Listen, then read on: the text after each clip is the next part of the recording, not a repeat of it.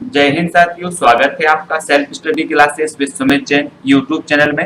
दोस्तों आज का वीडियो स्टार्ट हो चुका है, तो सभी लोग लाइव आ जाएं और वीडियो को सभी लोग लाइक करके शेयर अवश्य करेंगे। ठीक है, आज हम पर्यावरण के कुछ महत्वपूर्ण प्रश्नों पर चर्चा करने वाले हैं और पर्यावरण के बहुत ही इंपॉर्टेंट प्रश्न हैं। ठीक है, रोज अपनी 7 बजे क्लास होती है और 7 बजे जो क्लास होती है दोस्तों, इसमें हम पर्यावरण का अध्ययन करते हैं। सभी लोग जितने भी साथी हैं जिन्होंने सब्सक्राइब नहीं किया है वो सब्सक्राइब कर लेंगे और जो भी एमपीटेट वर्ग 3 ग्रुप से जुड़ना चाहते हैं वो 9098609291 इस नंबर पर आपको क्या करना है, एसएमएस देना है और आपको लिंक मिल जाएगी। ठीक है, तो स्टार्ट करते हैं दोस्तों आज का ये वीडियो। फटाफट से आपको बताना है कि एक घास स्तरीय पारिस्थितिकी तंत्र के खाद्य श्रृंखला में विभिन्न घटकों का सही क्रम क्या है। घास, टिड्डा, मेंढक, सर्प, घास, टिड्डा, सर्प, मेंढक, टिड्डा, मेंढक, घास, सर्प, टिड्डा, सर्प, मेंढक या फिर घास। तो पारिस्थितिक तंत्र के खाद्य श्रृंखला में विभिन्न घटकों का सही क्रम बताना है। 4 विकल्प हमारे सामने मौजूद हैं और 4 में से कौन सा सही हो जाएगा। तो अधिकांश लोगों ने बिल्कुल सही बताया है कि घास, टिड्डा, मेंढक और फिर सर्प, है ना। ए नंबर जिन्होंने बताया उनका आंसर बिल्कुल सही है, ए नंबर वालों का।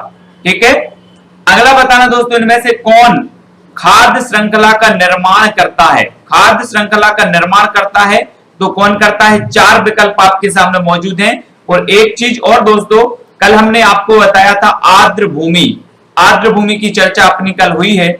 अब मैं आपको बता दूं कि रामसर सम्मेलन के तहत जो रामसर आर्द्र भूमियां हैं वो भारत में कितनी हो चुकी हैं, 37 हो चुकी हैं और 38 भी प्रस्तावित है।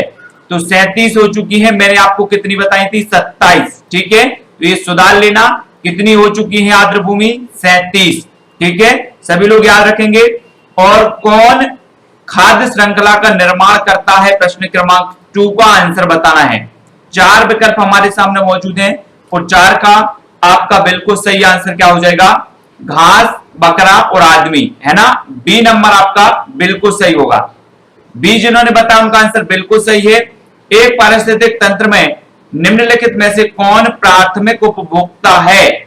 दिए गए कूट से सही उत्तर चुनिए। प्राथमिक उपभोक्ता बताना है दोस्तों। 4 विकल्प में से प्राथमिक उपभोक्ता कौन कौन से हैं, प्रश्न क्रमांक 3 का उत्तर। तो उत्तर आपका क्या हो जाएगा, प्राथमिक उपभोक्ता बताना है प्रश्न क्रमांक 3 में और आपका बिल्कुल सही हो जाएगा चींटी और हिरण। यानी कि आपका जो 1 नंबर है और 2 नंबर, तो ए नंबर आपका बिल्कुल सही हो जाएगा, 1 एवं 2। ठीक है, ये बिल्कुल सही है, ए नंबर आपका सही होगा, चींटी और हिरण। अगला बताना है खाद्य श्रृंखला में मानव है एक उत्पादक, केवल प्राथमिक उपभोक्ता, केवल द्वितीय उपभोक्ता, प्राथमिक तथा द्वितीय उपभोक्ता। क्या है मानव, खाद्य श्रृंखला में मानव क्या है। 4 विकल्प हैं आपके सामने और प्रश्न क्रमांक 4 का आपका उत्तर हो जाएगा प्राथमिक तथा द्वितीयक उपभोक्ता। यानी कि जो आपका विकल्प नंबर 4 है वो बिल्कुल सही हो जाएगा, प्राथमिक एवं द्वितीयक उपभोक्ता। ठीक है, तो 4 नंबर आपका बिल्कुल सही है। इनमें से कौन सा पौधा नाइट्रोजन स्थिरीकरण में सहायक नहीं है।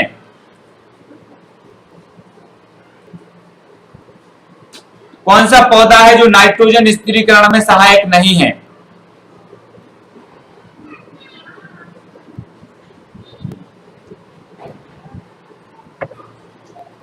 तो जल्दी से बताना है, चना, सेम, मटर या फिर धान नाइट्रोजन स्थिरीकरण में।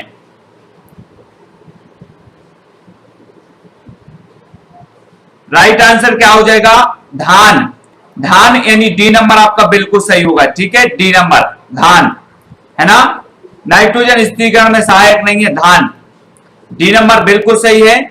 नेक्स्ट आपको बताना है दोस्तों, प्रथम पोषण स्तर के अंतर्गत आते हैं तो कौन आते हैं, शाकाहारी जंतु आते हैं, मांसाहारी आते हैं, सर्वभक्षी आते हैं या फिर हरित पादप आते हैं?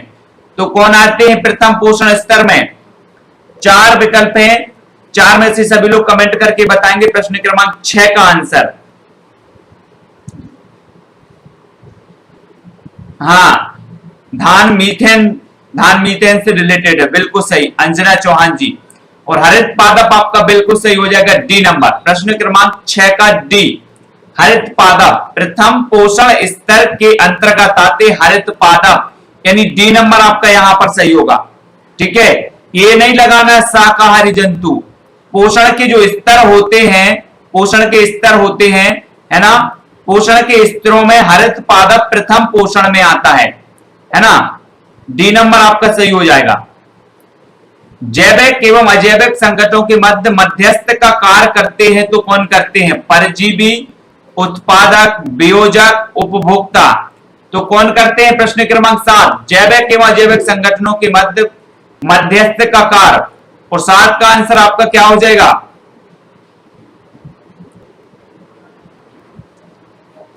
7 का उत्तर बताना है और आपका बिल्कुल सही आंसर होगा दोस्तों उत्पादक। उत्पादक यानी सी नंबर। ठीक है, उत्पादक आपका बिल्कुल सही हो जाएगा। सी नंबर जिन्होंने बताया उनका आंसर बिल्कुल सही है। बढ़ जाते हैं अगले क्वेश्चन की ओर। और अगला क्वेश्चन है, पारिस्थितिक तंत्र के संदर्भ में निम्न कथनों पर विचार करना है। तो ये कथन है पारिस्थितिक तंत्र में, स्वपोषी स्तर पर उत्पादन को प्राथमिक उत्पादकता कहा जाता है। द्वितीय उत्पादकता का संदर्भ परपोषी विषम पोषण का जिस स्तर के उत्पादन से है ना।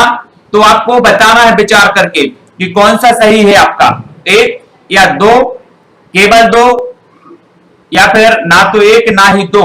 तो नीचे कूट दिए हैं, कूट में से आपको उत्तर बताना प्रश्न क्रमांक 8 का। स्वपोषी स्तर पर उत्पादन को प्राथमिक उत्पादकता कहा जा सकता है, बिल्कुल सही है ना। द्वितीय उत्पादकता का संदर्भ परपोषी विषम पोषण गज के स्तर से उत्पादन है, ये भी बिल्कुल सही है। यानी कि आपका उत्तर होगा क्या? सी नंबर, 1 या 2, है ना। सी नंबर आपका बिल्कुल सही हो जाएगा। निम्नलिखित युग्मों में से कौन सही सुमेलित है? सही सुमेलित बताना है, पर्वत, अजैविक घटक, हरे पौधे, वर्षा। तो प्रश्न क्रमांक 9 का आंसर हमें बताना है और जो 9 का आंसर हो जाएगा दोस्तों वो क्या हो जाएगा? सुमेलित है। तो सुमेलित कौन सा है?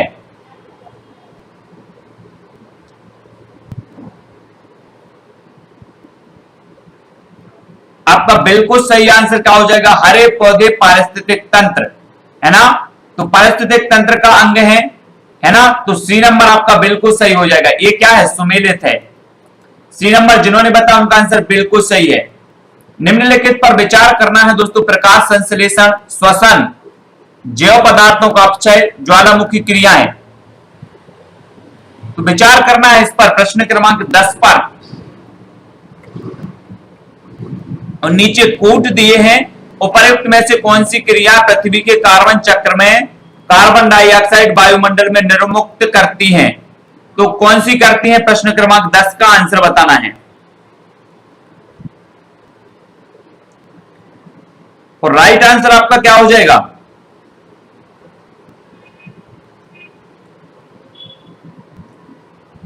उत्तर होगा दोस्तों आपका बिल्कुल सही होगा सी नंबर, यानी कि 2, 3 और 4। ठीक है, 2, 3, 4 आपका बिल्कुल सही हो जाएगा। 2, 3 और 4।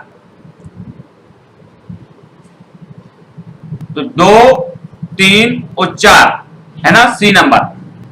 नाइट्रोजन स्थिरीकरण जीवाणु है, राइजोबियम, एजेटोबैक्टर, क्लोरोबियम या उपर्युक्त सभी। नाइट्रोजन स्थिरीकरण जीवाणु कौन सा है?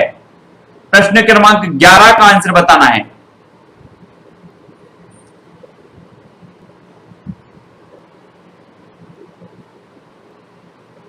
और प्रश्न क्रमांक 11 का आपका बिल्कुल सही आंसर होगा उपर्युक्त सभी, यानी डी नंबर। नाइट्रोजन स्थिरीकरण जीवाणु है उपर्युक्त सभी।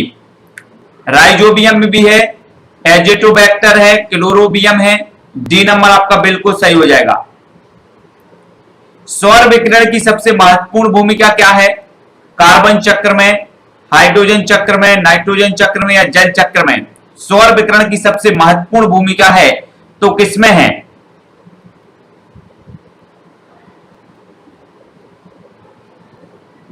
और आपका बिल्कुल सही आंसर क्या हो जाएगा? सौर विकिरण की सबसे महत्वपूर्ण भूमिका जो होती है दोस्तों वो होती है जल चक्र में। किसमें होती है? जल चक्र, यानी डी नंबर आपका बिल्कुल सही होगा, जल चक्र में होती है।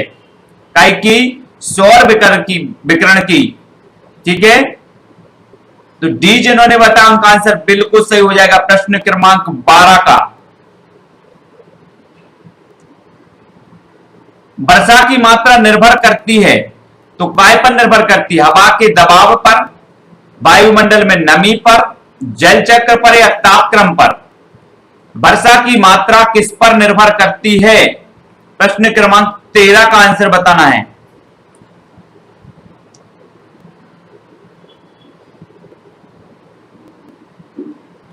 और 13 का आपका बिल्कुल सही आंसर हो जाएगा दोस्तों वायुमंडल में नमी पर, यानी कि जो आपका बी नंबर है वो बिल्कुल सही हो जाएगा, वायुमंडल में नमी पर। ठीक है, 13 का बी।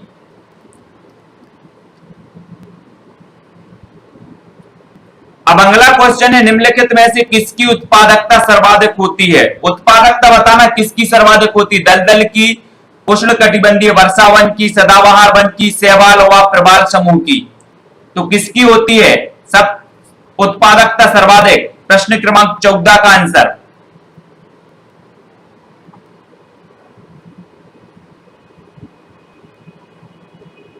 और उत्पादकता की बात है तो दोस्तों शैवाल व प्रवाल समूह की, है ना, सर्वाधिक उत्पादकता होती है।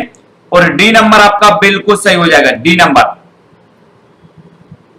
ठीक है, अगला क्वेश्चन देख लेते हैं। वायु एक यौगिक है, मिश्रण है, तत्व है या फिर विद्युत अपघटय है? तो क्या है वायु?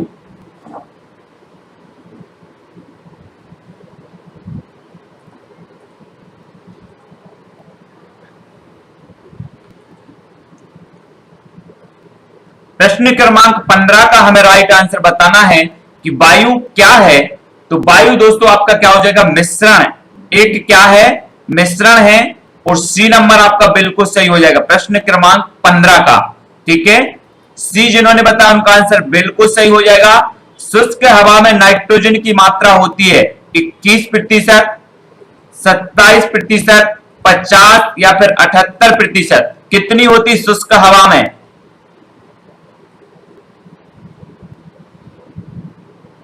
और प्रश्न क्रमांक है आपका 16। और शुष्क हवा में आपको पता है कितनी होती है? 78% होती है ना। तो डी नंबर प्रश्न क्रमांक 16 का आपका बिल्कुल सही है। पारिस्थितिकीय पिरामिड की संकल्पना किसने दी थी? पारिस्थितिकीय पिरामिड की चार्ल्स लिंडमैन ने, चार्ल्स एल्टन ने, एजी टांसले या फिर अर्नेस्ट हैकेल साहब ने? पारिस्थितिकीय पिरामिड की संकल्पना किसने दी? प्रश्न क्रमांक 17 का आंसर।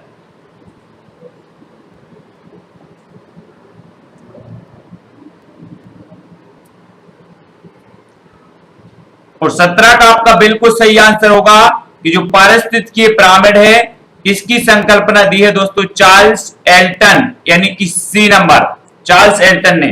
ठीक है, सी नंबर आपका बिल्कुल सही हो जाएगा। वातावरण में सर्वाधिक प्रतिशत है तो किसका है? ऑक्सीजन का, नाइट्रोजन का, हाइड्रोजन या फिर कार्बन डाइऑक्साइड का? बिल्कुल सरल आंसर है और सभी पर बनना चाहिए। वातावरण में सर्वाधिक प्रतिशत किसका है?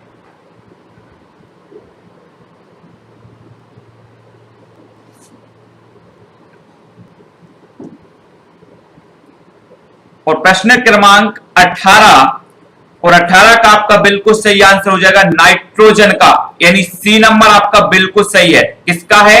नाइट्रोजन का। ठीक है, वेरी गुड। नाइट्रोजन आपका बिल्कुल सही होगा। यदि पृथ्वी पर पाई जाने वाली वनस्पतियां, पेड़ पौधे समाप्त हो जाएं तो किस गैस की कमी होगी? कार्बन डाइऑक्साइड की, नाइट्रोजन की, ऑक्सीजन की या जल वाष्प की? कौन सी गैस की कमी हो जाएगी? दीप श्री जी, तो आपका 19 का आंसर बताना है और राइट आंसर हो जाएगा ऑक्सीजन, है ना। वनस्पति या पेड़ पौधे अगर समाप्त हो जाएं तो ऑक्सीजन की कमी हो जाएगी, यानी कि जो डी नंबर है वो आपका बिल्कुल सही हो जाएगा। निम्नलिखित में से कौन सा कार्य पेड़ पौधों का नहीं है? कार्बन डाइऑक्साइड का अवशोषण, सौर का अवशोषण, वायु प्रदूषण, ऑक्सीजन की विमुक्ति। तो कौन सा कार्य है जो पेड़ पौधों का नहीं है? प्रश्न क्रमांक 20 का आंसर बताना है।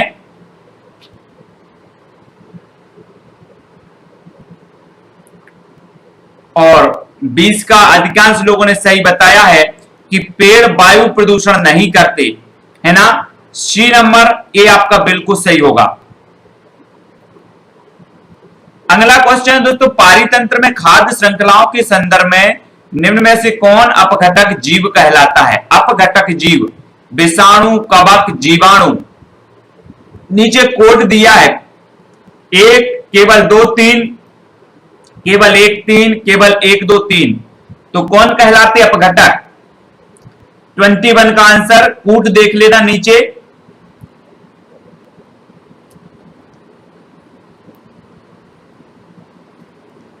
और आपका बिल्कुल सही आंसर क्या हो जाएगा कि जो कवक और जीवाणु होते हैं वो क्या कहलाते हैं दोस्तों? अपघटक कहलाते हैं।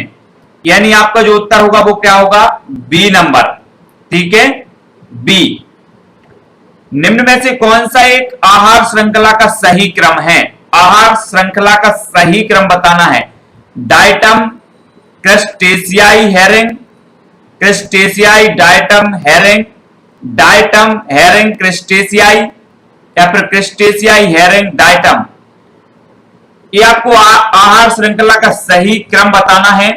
और प्रश्न क्रमांक जो 22 है, 22 का आपका बिल्कुल सही आंसर होगा दोस्तों, डायटम, क्रस्टेशियाई और हेरिंग। ये आपका क्या हो जाएगा? आहार श्रृंखला का सही अनुक्रम या क्रम हो जाएगा, ठीक है। ये नंबर आपका बिल्कुल सही है प्रश्न क्रमांक 22 का।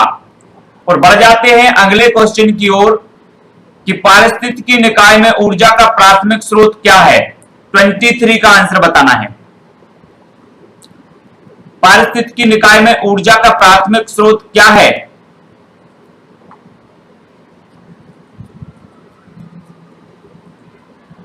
तब आपका राइट आंसर हो जाता है दोस्तों सौर ऊर्जा, यानी सी नंबर आपका बिल्कुल सही होगा, ठीक है, सी नंबर। पारिस्थितिकी निकाय में ऊर्जा का प्राथमिक स्रोत होता है सौर ऊर्जा, ठीक है। अब अगला क्वेश्चन आपको बताना है 10% नियम किससे संबंधित है? ऊर्जा का खाद्य के रूप में एक पोषण स्तर से दूसरे पोषण स्तर तक पहुंचना, ऊष्मा का एक पदार्थ से विद्युत पदार्थ में दूसरे पदार्थ में पहुंचना, पानी का एक जोन से दूसरे जोन में पहुंचना, और इनमें से कोई नहीं। तो प्रश्न क्रमांक 10 का आंसर बताना है। 10 का राइट आंसर क्या हो जाएगा? सॉरी 24 का 10% नियम बताना है। यहां पर जो लिंडमैन साहब ने दिया है 10% नियम ऊर्जा का, है ना। 24 का आंसर बताना 10% नियम के बारे में, है ना। और 24 का आपका बिल्कुल सही आंसर हो जाएगा। क्या हो जाएगा दोस्तों? ऊर्जा का खाद्य के रूप में एक पोषण स्तर से दूसरे पोषण स्तर पर पहुंचना, ये संबंधित है 10% नियम, ठीक है। ये नंबर आपका बिल्कुल सही होगा। एक पारिस्थितिक तंत्र में ऊर्जा की मात्रा एक पोषण स्तर से अन्य पोषण स्तर पर स्थानांतरण के पश्चात बढ़ती है, घटती है, स्थिर रहती है, बढ़ सकती है या घट सकती है। तो क्या होगी? 25 का आंसर बताना है।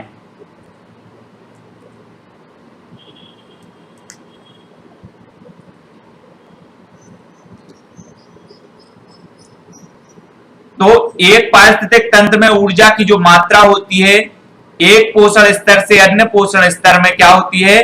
घटती है। यानी आपका बी नंबर जो है वो बिल्कुल सही हो जाएगा, ठीक है। पारिस्थितिक तंत्र में उच्चतम पोषण स्तर प्राप्त है तो कौन सा है? शाकाहारी को है उच्चतम पोषण स्तर, मांसाहारी को, सर्वाहारी को, या फिर अपघटक को? तो आपका राइट आंसर क्या हो जाएगा? उच्चतम पोषण स्तर प्राप्त है तो किसको है? 26 का आंसर देना है, बिल्कुल आराम से देना है। उत्तर क्या हो जाएगा आपका? उत्तर होगा दोस्तों आपका सर्वाहारी, यानी सी नंबर। उच्चतम पोषण स्तर है सर्वाहारी का।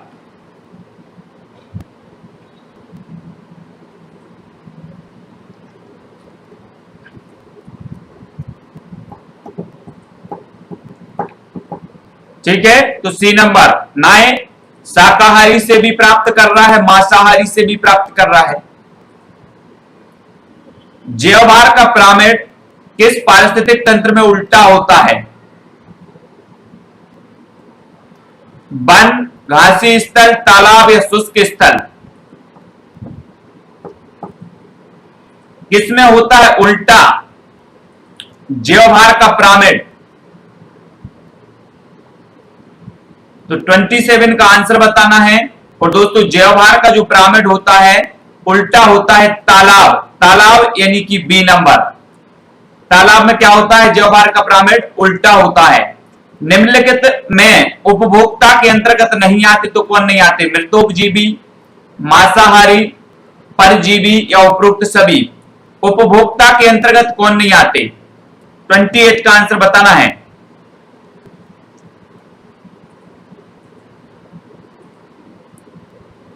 तब आपका आंसर बिल्कुल क्या हो जाएगा? मृतोपजीवी। मृतोपजीवी यानी कि ए नंबर आपका बिल्कुल सही हो जाएगा, मृतोपजीवी। ठीक है, एक काय के अंतर्गत नहीं आते, उपभोक्ता के अंतर्गत नहीं आते।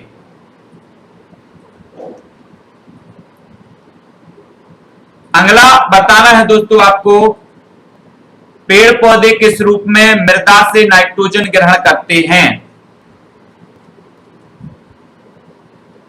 है ना, मृतोपजीवी को क्या कहा जाता है? अपघटक कहा जाता है, उपभोक्ता नहीं होते, है ना।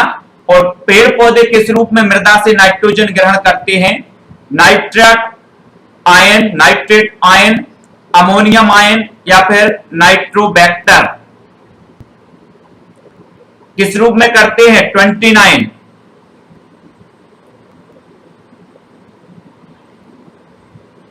तो 29 का आपका बिल्कुल सही है, नाइट्रेट आयन के रूप में, बी नंबर। ठीक है, नाइट्रेट आयन के रूप में जो पेड़ पौधे होते हैं वो नाइट्रोजन ग्रहण करते हैं। और 29 का आपका बिल्कुल सही हो जाएगा, बी नंबर। पारितंत्र में ऊर्जा का पिरामिड कैसा होता है दोस्तों? पारितंत्र में 30 का आंसर बताना है।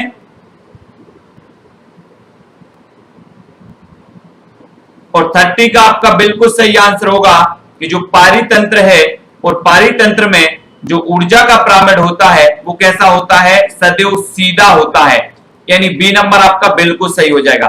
ठीक है, बी नंबर। अब दोस्तों आज हमने 30 प्रश्न यहां पर कवर कर लिए हैं। सभी लोग वीडियो को लाइक करेंगे। और आज कुछ आप लोगों से खास बात करनी है दोस्तों, सभी लोग वीडियो को लाइक कर देंगे। वर्ग 3 वाले हैं, सभी वर्ग 3 एग्जाम की तैयारी कर रहे हैं, है ना। और अब सभी लोग बताएंगे कि यूट्यूब लाइन में कौन कौन आना चाहता है, कमेंट करके बताएंगे। सभी लोग, अधिकांश लोगों ने बिल्कुल सही आंसर बताए हैं। और आपको बताना है कि यूट्यूब लाइन में कौन कौन आना चाहता है। यूट्यूब में पढ़ाना चाहता है, यूट्यूब में कुछ अपना टैलेंट दिखाना चाहता है, यूट्यूब से अपना रोजगार कमाना चाहता है। कौन कौन, जल्दी बताओ, इंटरेस्टेड कौन कौन लोग हैं? सिर्फ वो ही लोग बताना जो इंटरेस्टेड हैं। तो फटाफट से जल्दी बताएं कमेंट में। और अधिकांश लोगों ने वीडियो को लाइक तो कर ही दिया है। जो भी स्टूडेंट यूट्यूब लाइन में आना चाहते हैं वो जल्दी जल्दी से कमेंट में करके बताएंगे, क्योंकि यूट्यूब से जुड़ा जो प्रशिक्षण है वो मैं चालू करने वाला हूं, है ना। कि यूट्यूब में किस प्रकार से कैसे अर्निंग की जाती है, किस प्रकार से आप एक रोजगार कमाना चाहते हैं, किस प्रकार से कर सकते हैं, वो फटाफट से बताना है।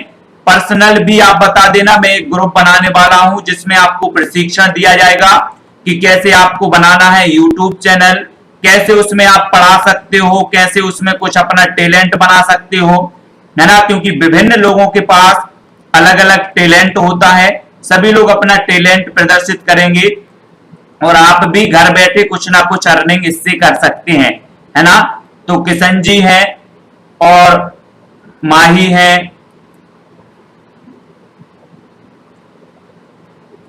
मनीषा जी कर रही हैं, ठीक है। दीपश्री का भी चैनल है, बहुत बढ़िया, बहुत बढ़िया। दीपश्री जी, क्या नाम से है आपका चैनल? पुष्पेंद्र जी रजक, ये भी आना चाहते हैं, बहुत बढ़िया। तो जितने लोग भी आना चाहते हैं वो क्या करें, पर्सनल मैसेज मुझे करें, अलग से ग्रुप बना लिया जाएगा और उसमें उनको प्रशिक्षण दिया जाएगा पूरा, ठीक है ना। प्रशिक्षण दिया जाएगा कैसे आपको चैनल बनाना है, कैसे इसको ग्रोथ करना है, कैसे कैसे उसको आगे बढ़ाना है, ये सारी चीजें आपको बताई जाएंगी, ठीक है।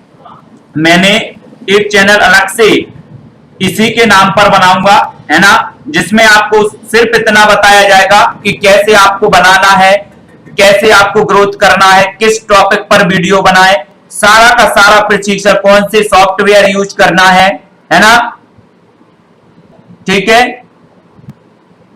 आप जिस बेस पे आपको टैलेंट है, जो आप जैसे कोई पढ़ाई में टैलेंट रखता है, कोई पढ़ा सकता है ना, कोई कुछ और कर सकता है, तो अलग अलग तरीके से जो भी आना चाहते हैं वो अभी पर्सनल मैसेज करेंगे, वो अलग से ग्रुप बना लिया जाएगा। क्योंकि मैंने आपसे बोला था कि अपने जितने भी साथी हैं वो पढ़ाई भी करें, है ना, और अपना क्या है, अपने टैलेंट के माध्यम से कुछ ना कुछ अर्निंग भी करें, है ना। तो आगे चल के आप बहुत बड़े भी बन सकते हैं इस लाइन में, है ना। और YouTube ही ऐसा एक प्लेटफॉर्म है जो आपको क्या देता है, अर्निंग करवाता है। आप जितनी मेहनत करते हैं, ठीक है, जैसा भी करते हैं, मोबाइल से कुछ भी नहीं चाहिए, आपके पास एंड्रॉयड मोबाइल है और मोबाइल से ही आप YouTube पर अर्निंग कर सकते हैं, YouTube पर पढ़ा सकते हैं, YouTube पर विभिन्न प्रकार की कॉमेडी या फिर कुछ भी कर सकते हैं। जो भी आपका टैलेंट है आपके अंतर्गत, जैसे कुछ लड़कियां हैं मेहंदी सिखा सकती हैं, चित्रकला बना सकते हैं, जो भी आपके अंदर अच्छा है ना, वो आप कर सकते हैं YouTube पर।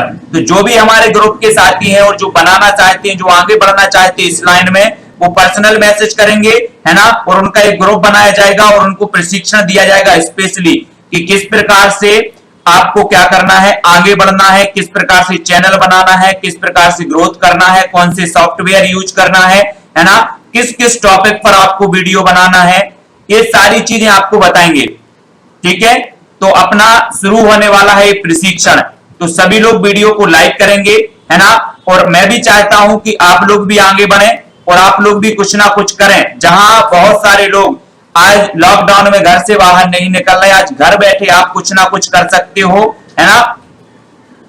तो सभी लोग वीडियो को लाइक करके पर्सनल आएंगे और ग्रुप बनाएंगे अपन अलग से YouTube प्रशिक्षण वाला। मैंने पहले ही कहा था जितने लोग जुड़े हैं उनके लिए अलग से वो प्रशिक्षण दिया जाएगा, सारे सॉफ्टवेयर आपको बताए जाएंगे, मोबाइल पे कैसे करना है वो भी बताया जाएगा, है ना, सब कुछ बताया जाएगा। तो सभी लोग जुड़े, वीडियो को लाइक करें। जो भी साथी ग्रुप से अभी नहीं जुड़े हैं उनके लिए 9098609291 ये नंबर है, उस नंबर पे आपको क्या करना है बता देना है। अभी ग्रुप बनाएंगे, नया ग्रुप, जिसमें YouTube प्रशिक्षण के बारे में बताया जाएगा सब कुछ, ठीक है। तो बिल्कुल, तो सभी लोग 9098609291 इस पर आपको मैसेज करना है, जो भी साथी नहीं जुड़ पाए हैं। तो जितने भी हमारे साथी हैं, मैं चाहता हूं सभी लोग आगे बढ़ें और सभी लोग इस लाइन में काम करें, ठीक है। तो आज की वीडियो के लिए दोस्तों बस इतना ही। जय हिंद।